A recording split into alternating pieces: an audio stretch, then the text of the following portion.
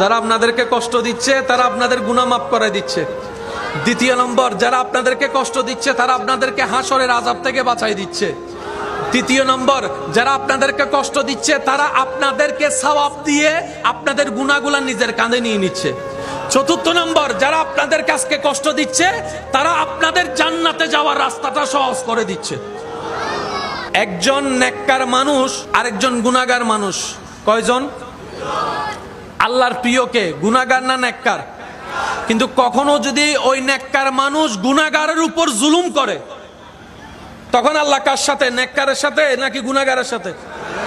যদি নেককার কখনো গুনাহগারের উপর জুলুম করে, রব বলে যে আমি আজকে নেককারের সাথে নাই, আমি গুনাহগারের সাথে। কারণ মজলুম যেখানে, আমি রবের রহমতও সেইখানে। বলেন না সুবহান।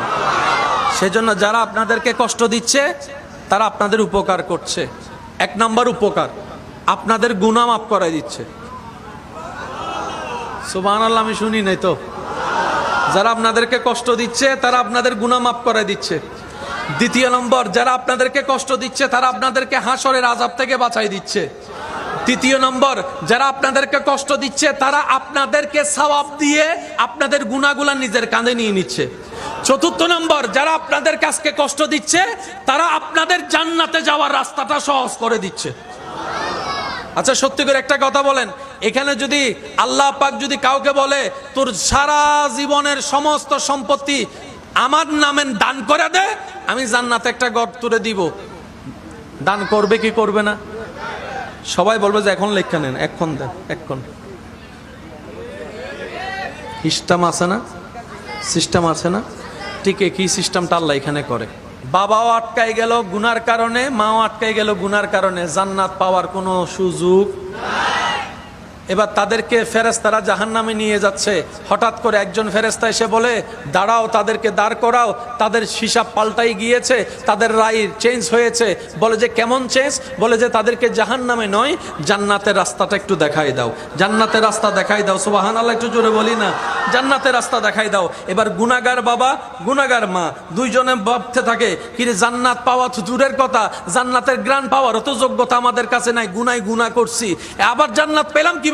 আল্লাহর তো কোনো হিকমত তো নিশ্চয় আছে। এবার জান্নাতের দরজায় দাঁড়ায় দেখে ছোট্ট একটা বাচ্চা দাঁড়ায় আছে। এবার সে জিজ্ঞেস করে, বলে যে তুমি কে? বলে যে বাবা আমারে চিনো নাই, আমাকে চিনো নাই। সুবহানাল্লাহ, আওয়াজ আসতেছে না? আমাকে চিনো নাই? বাবা মা বলে যে না, আমি তো তোমাকে চিনছি না, তুমি কে? বলে যে আমি তোমার সেই সন্তান যে কোলে থাকা অবস্থায় আল্লাহ দুনিয়ার থেকে নিয়ে এসেছিল, তোমাদেরকে কিছুটা কষ্ট দিয়েছিল, আজকে তোমাদেরকে জান্নাতে যাওয়ার জন্য আমাকে মাসুম অবস্থায় আল্লাহ দুনিয়ার থেকে নিয়ে আসছেন।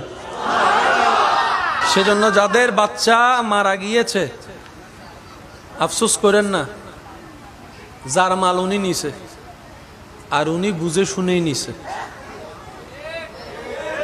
একটু বলেন না রে ভাই, সম্পত্তি দিছে কে? আবার নিয়ে যাচ্ছে কে? মালিকের যা মন চায় তা করবে, আপনি আমি বলার কে?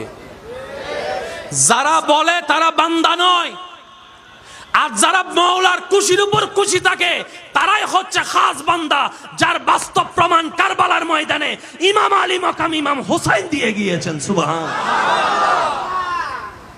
ইমাম হোসাইন বলে, রব পানি তৃষ্ণা লাগছে। রব বলে যে হোসাইন তুমি পানি না খেলে আমি খুশি হব। ইমাম হোসাইন বলে আল্লাহ তুমি যদি খুশি হও, আমি হোসাইন আজকে না আজীবনই পানি খাওয়া তো দূরের কথা, আমি স্পর্শ পর্যন্ত করব না।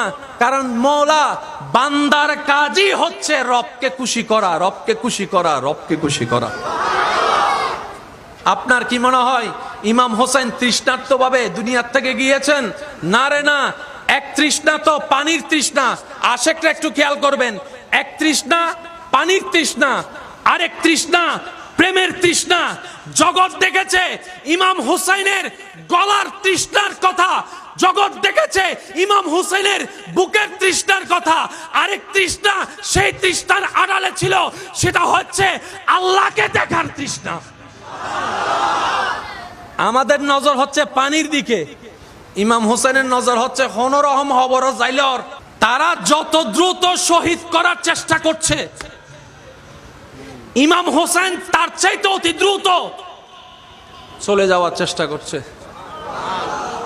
তারা মনে করছে আমরা মারতে আছি, ইমাম হোসেন পরাজিত হবে। ইমাম হোসেন বলে, তোদের চোখে পরাজিত হতে পারলেই তো রবের চোখে জিতে যাব।